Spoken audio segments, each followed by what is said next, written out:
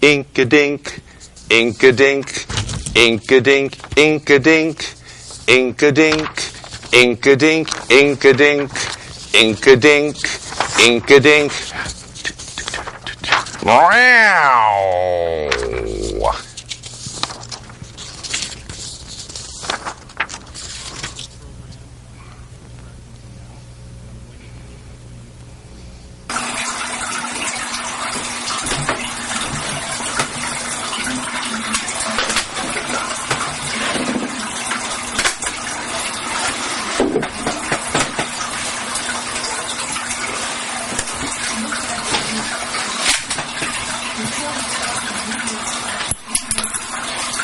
Sponsored by...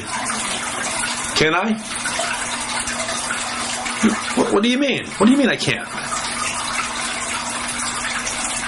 You're trying to lure back some of the corporate sponsors that we got and lost and got back and lost and got back and lost.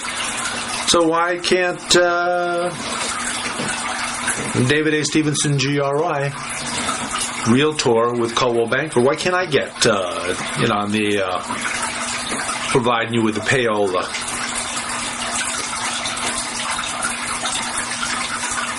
You don't feel like talking today? Wait a second. You don't feel like talking today? Well, you gotta. If you were doing your show, you gotta talk. You can't just. You're not a puffalump. You're the host of a TV show. Wait a second. Hold on a second. Hold on. I gotta come back here and chide Snarky and Tweety. Okay. Yeah. They were off in the parlor having some crudité. No, crudité, not crudity. They're not being crude. They're your... Well, what if Sparky... It's been a while now, I've forgotten his name. What if Snarky decided he wasn't going to do the camera? What if Tweety decided he wasn't going to do the audio? What if the Cat in the Hat phone decided to not be the Cat in the Hat phone? Nickelodeon phone, likewise. The Inky Dinky phone, the Micro Inky Dinky phone, which is there it is. Hold on, see the Micro Inky Dinky phone that we use when we talk to people that are a little. Well, in order of importance, the important calls come in, of course, on the Cat in the Hat phone. Hello. Oh, Lil's on the line. That's Lil, tail included free of charge, because she's like, she was Basil's maid until she passed away last August, and she's in the hereafter, and the Calico Cat became the Calico Stone, but all I see is a couple pieces of petrified wood, tree bark included. She's around here somewhere. So, but she's here. We've got her from the hereafter. She likes to stay on the open line and run up our long distance bill. And it's a long distance, to say the least. So it's quite a long distance bill. Okay, I'm going to lay the phone back up there, but on its side, and we'll keep you in on the conversation. Okay, hold on. Oh, there, okay. Still there, huh? Yeah. Okay. So we've got, in order of importance, the Cat in the Hat phone for important callers. We've got the Nickelodeon phone for somewhat important callers. We've got the Inky Dinky phone for callers who lack the gravitas that our more important callers have. And there's the Micro Inky Dinky phone, which oh God, I think I dropped it. Okay, hold on. It's a speck of dust. It's down here somewhere. And it's on speakerphone anyway. So if we get calls in, we will definitely be able to speak to. So you don't feel like talking today.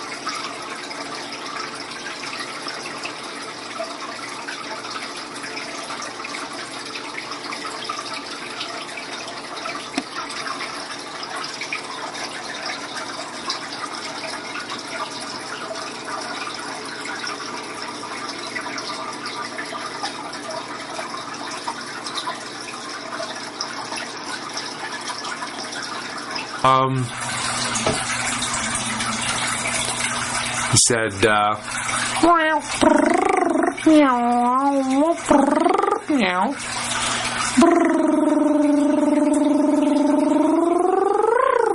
and for the more Basil ads,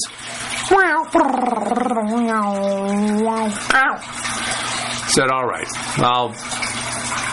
I'll weigh in, but I want Piggy to say more than me, because Piggy's been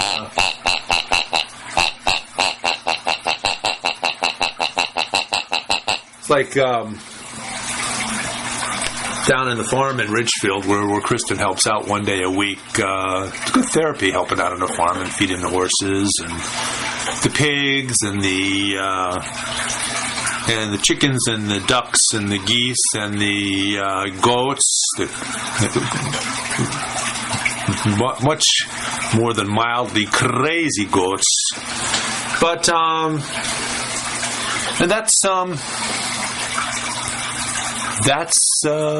Basil figures if everybody else says something, and Alice and Trixie are the two pigs there. So this is our pig. I don't see where what the heck's the skeleton? I don't know.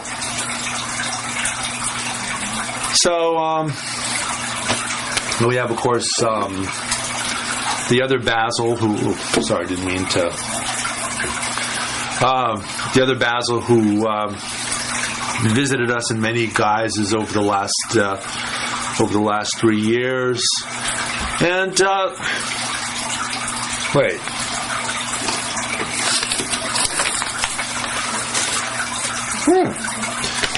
Are we still on? We're still talking about this dumb galoot, Donald Trump. We still spending time talking about him. I mean, we get him on the phone. Of course, the phone's around here somewhere. The micro-winky dinky phone, and this is kind of the image we get when we see him talking about pretty much about anything. The table's a mess. You've got your Scrabble tiles. You've got, your shows. You've got a stack of your shows, a stack of Progressive Soup shows. Looks like your income taxes from last year. Whew, I'll tell you, got everything. Everything here. Your peacock feather. Your underneath peacock feather, the one that holds up the more iridescent ones. These are peacock feathers, by the way, and they do serve the purpose of holding up your peacock's gigantic plumage.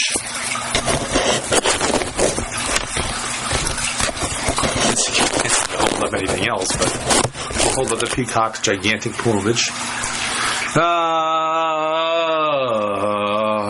The little cat. Lil's around here somewhere. Yeah, I know she is. Trump all over. That's good. Got a bunch of catnip hanging around. That how you get the Walter and Sa. Of course, we know Sa is Oswald Cobblepot now because he's decided when he preens himself, he feels very much like the Penguin in the Batman series, and the Penguin.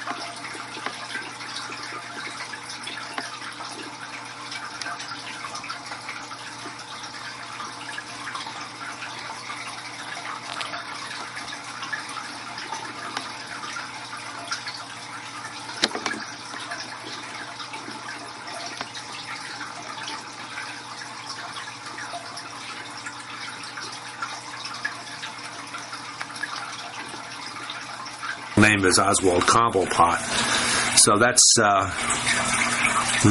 where he got his assumed name. And we have got some.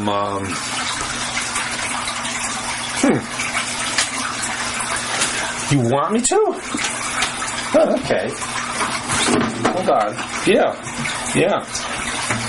Well, what? Anything so that you have to talk less than normal?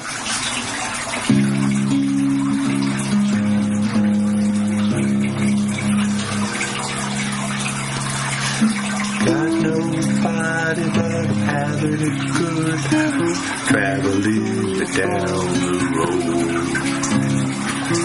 Meadow cadavers and the black and white zebras dead out in the long jungle long ago.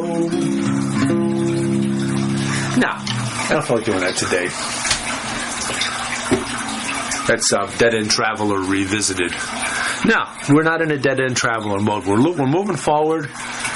We had our first debate of the Democratic Party, and it was pretty interesting. They're not like the Republicans. They don't want to be the party where they whip out the knives in the middle of the debate and have a knife fight and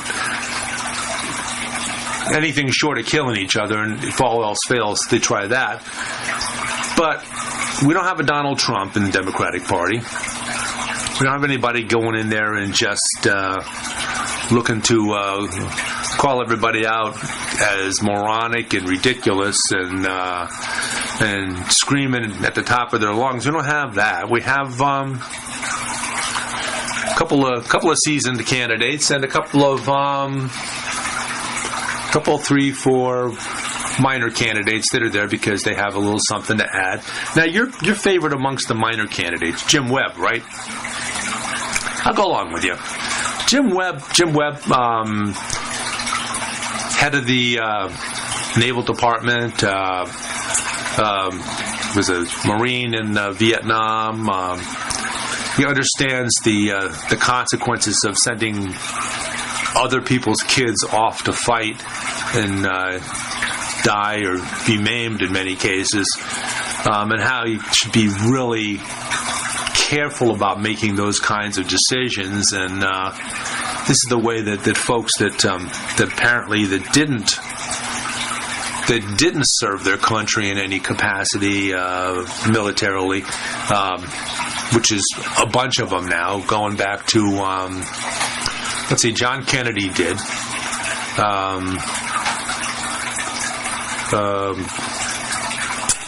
Lyndon Johnson, I don't know, but I think he served in World War II. Richard Nixon may have, I'm not sure. I don't think so. No, he didn't, but he had a legitimate reason. He's a Quaker, and that's a legitimate reason not to serve in active combat. He may have served in some other capacity, though, other than active combat. But after Nixon, you had Gerald Ford, who I believe did. But after that, you've got Jimmy Carter was a submarine commander. So yes, not in a direct capacity, active duty, not directly in the heat of the battle, but so. Then Ronald Reagan, who did advertisements for the USO shows during World War II, so some tiny amount of danger. But after that, George H.W. Bush, yep, served. I believe he may have been in the Air Force. So we're getting off. We're not really making our point about how none of them recently have had active duty, but a lot of them haven't, and a lot of folks that in the Congress from this past generation really, and as far as having their own kids, allowing their own kids to serve their countries, the country other than Jim Webb, not a lot of them have, not a lot. So it's difficult to make a decision about other kids' lives when you don't know really what they're going into. Other people's sons and daughters. So you're doing a pretty good job of not having much to say. Okay.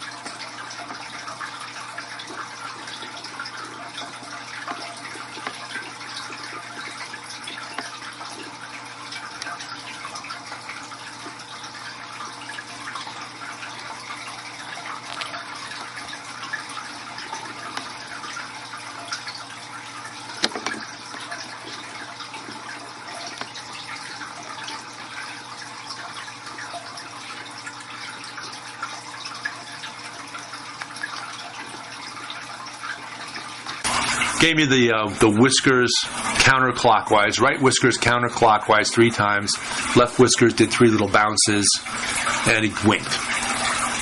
Which basically means that he's getting ready to say something. Okay?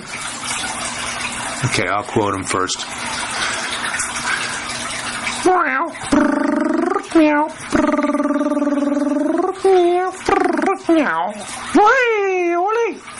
That is, it's almost time for Cinco de Noviembre.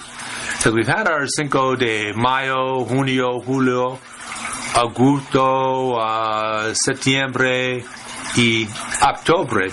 And now we're getting pretty close to the Cinco de Noviembre. So Basil's thinking, he's thinking now's the time. If there were a time that was right to get,